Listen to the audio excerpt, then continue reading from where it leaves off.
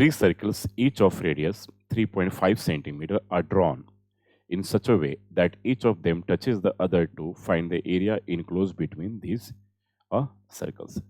A question number 7th, exercise 11.4 NCERT exemplar class 10th maths.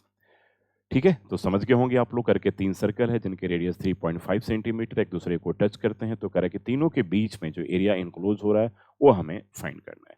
Figure से बहुत clearly आपको दिख रहा होगा। तो जिस पार्ट को हमने शेड करा है इसी एरिया को हमें क्या करना है, फाइंड करना है। बच्चों देखो यहाँ पर आपके पास रेडियस 3.5 है, 3.5, 3.5, तो ऑब्वियसली यहाँ पर आप चेक कर सकते हो कि ए बी जो है, बी सी जो है, ए सी जो है, और 3.5 प्लस 3.5 यानी कि 7 सेंटीमीटर आ रहा है। This implies triangle A B C जो होगा वो क्या होगा, एक आपका इक्विलेटरल ट्रायंगल हो जाएगा। तो इक्विलेटरल ट्रायंगल के एरिया को हम बड़े आराम से निकाल सकते हैं, यानी कि केस 1 अब हम करते हैं। तो केस 1 में आप क्या करोगे कि area of equilateral triangle, area आप सीधा लिख दो यहाँ पर ट्रायंगल एबीसी, राइट। तो दिस विल भी क्या होगा, √3/4। इक्विलेटरल ट्रायंगल के एरिया आपको पता होगा √3/4 साइड स्क्वायर होता है, यानी कि A7 का स्क्वायर हो जाएगा। यानी कि √3/4 और A7 का स्क्वायर क्या हो गया, 49। तो दिस इक्वल्स टू 49 √3 क्या हो जाएगा, 4। और √3 के जगह पे अगर आप 1.732 पुट करते हो, 1.732 पुट करते हो और उसको 49 से मल्टीप्लाई करके, तो दिस रिजल्ट विल बी 21.2176 जो होगा वो सेंटीमीटर स्क्वायर के बराबर आएगा। एक कैलकुलेशन कर लीजिएगा।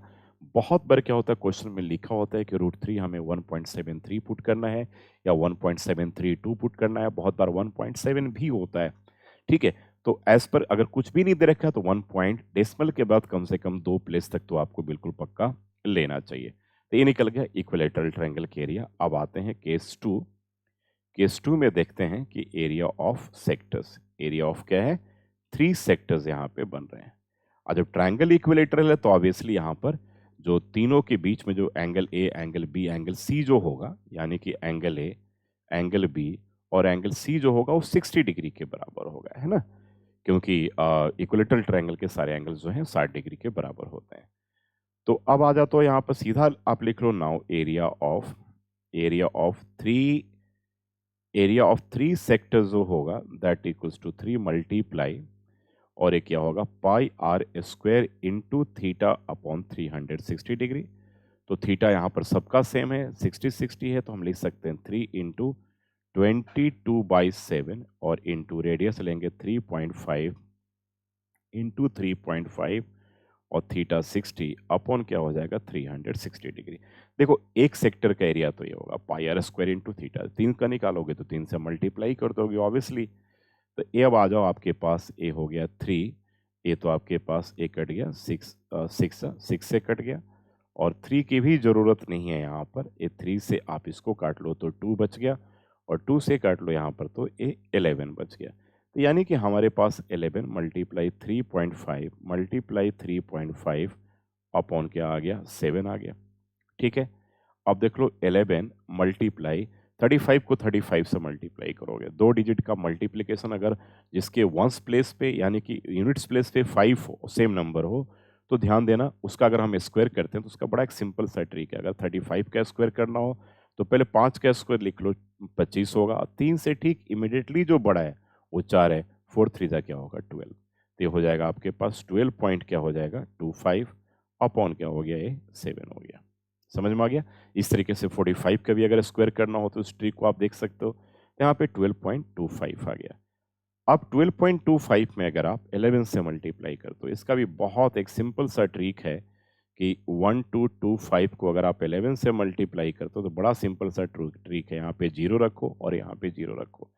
अब ऐड करना, 0 से 5 को ऐड करोगे तो क्या होगा 5, ठीक है। 5 में 2 ऐड करोगे तो क्या होगा 7, ठीक है।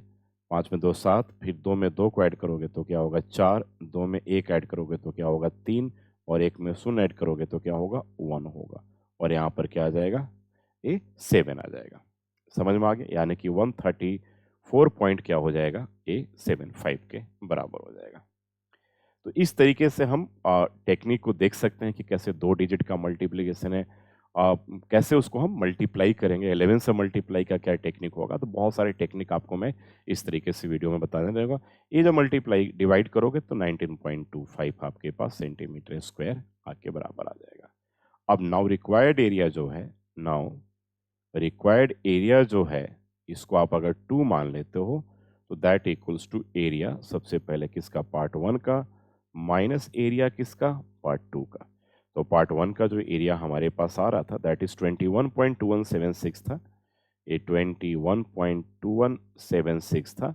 ये जरूरी नहीं है कि डेसिमल के बाद हम 4 प्लेस ले, 2 प्लेस भी लेकर के हम कर सकते हैं। और यहाँ पर माइनस क्या था, 19.25 और ये सेंटीमीटर स्क्वायर के बराबर होगा, और ये आएगा 1.9676 जो है सेंटीमीटर स्क्वायर के इक्वल आएगा। यही क्या होगा आपका रिक्वायर्ड एरिया का। तो इसमें 2 चीज़ों को आपने सीखा, एक तो 2 डिजिट का, अगर एक स्क्वायर का अगर जिसका 1 यूनिट प्लेस पे 5 हो, जैसे 15 का स्क्वायर, 25 का स्क्वायर, 35 का स्क्वायर, 45 का स्क्वायर, 55 का स्क्वायर, 65 का स्क्वायर, 75 का स्क्वायर का, एक तो आपने टेक्निक भी सीख लिया, और एक 11 से मल्टीप्लाई करने का भी आपको टेक्निक, जैसे 11 को 12 1 2 2 5 से मल्टीप्लाई करना हो तो इधर 0 रखो और इधर 0 रखो, 0 + 5 ऐड 5, 5 + 2 7, ठीक है, 2 + 2 4, 2 + 1 3, ठीक है, और उसके बाद 1 + 0 1। तो ऐसे बड़े से बड़े मल्टीप्लिकेशन को भी बड़े आराम से आप कर सकते हैं। तो इस तरीके से इसका जो रिक्वायर्ड आंसर होगा 1.9676 होगा।